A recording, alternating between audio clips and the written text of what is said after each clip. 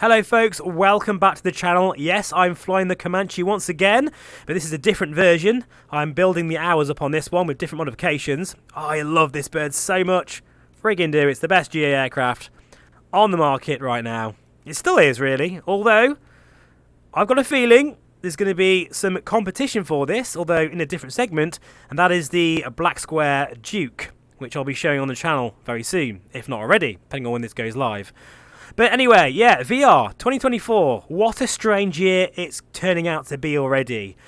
There's been some hammer blow announcements, particularly of course with the Varia Aero being discontinued, but I think what hurts more than that is the fact the support for the headset will finish in, well, the end of 2025, which for a headset which is £1,000 and not long ago was £2,000, that's a hard pill to swallow. And I feel like at the moment there's a splitting that's happening in the XR market. I mean, there has been for a while. You've had sort of the standalone gaming crowd with the likes of the Quest 3 and the Pico 4 and the Quest Pro. Well, that's slightly different.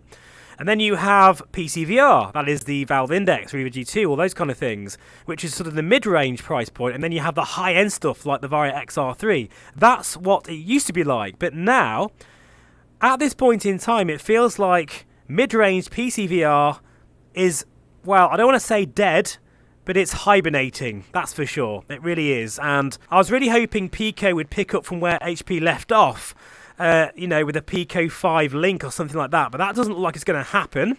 We do seem to have perhaps the DPE4 guys releasing something new soon, but it better be better than their previous headset because I wasn't very impressed with it, as you know.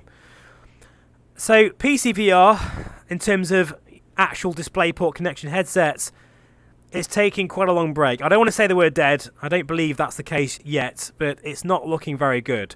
So all we have right now is super high-end PC VR. And even the likes of the Big Screen Beyond, which at the time of the announcement and even during my preview videos, everyone was saying how it's too expensive. That now seems like, well, not a bargain, but kind of fairly cheap.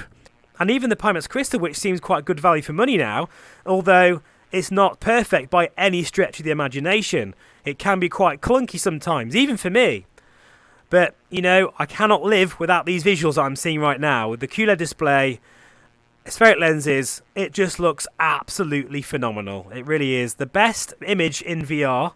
And I reckon it's going to be probably the best value image in VR for 2024 as well. I mean, the Somnium VR1 has the same panels as this, but it's more expensive.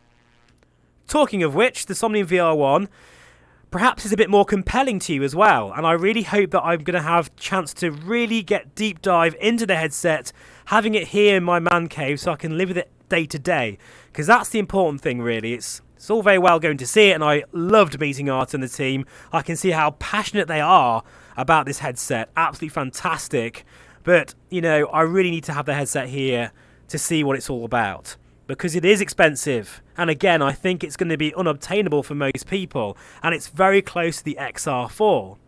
Talking of the Varia XR4, another high-end headset, hopefully I'm going to show that on the channel soon.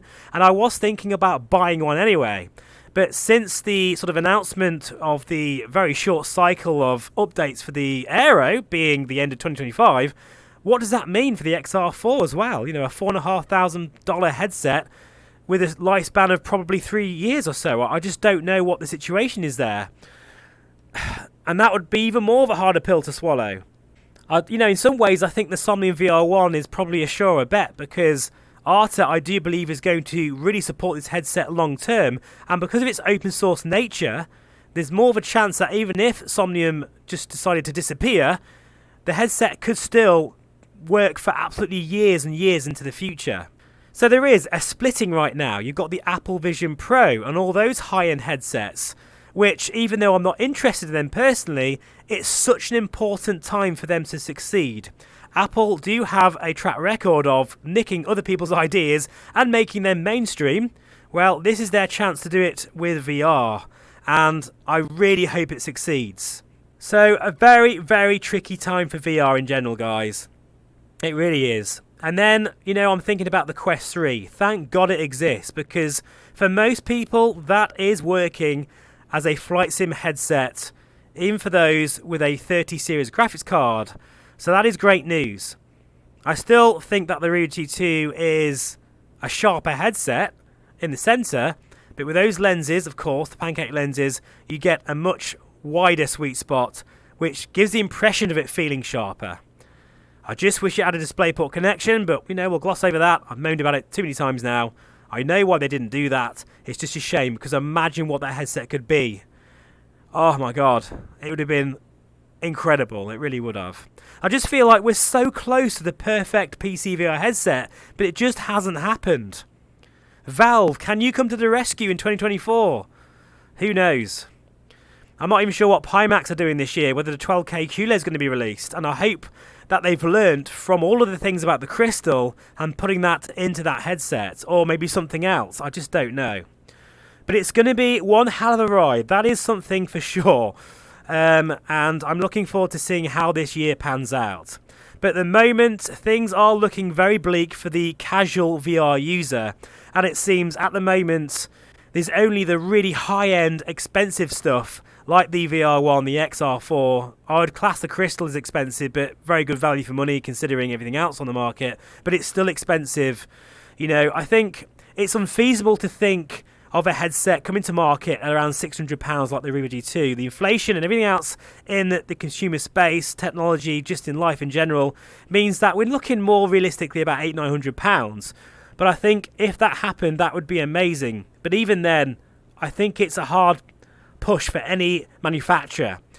And the fact that the Vari Aero was close to that sort of price point, I guess makes sense now because they was just clearing stock, I will continue to love my Vari Aero, absolutely, although I must admit my cable is starting to show signs of issues, so I'm not quite sure what I'm going to do about that.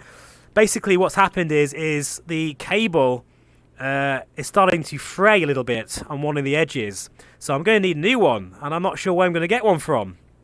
So that might mean my Vari Aero might die quicker than I would like, which again is something that you might find yourself in a similar predicament down the road.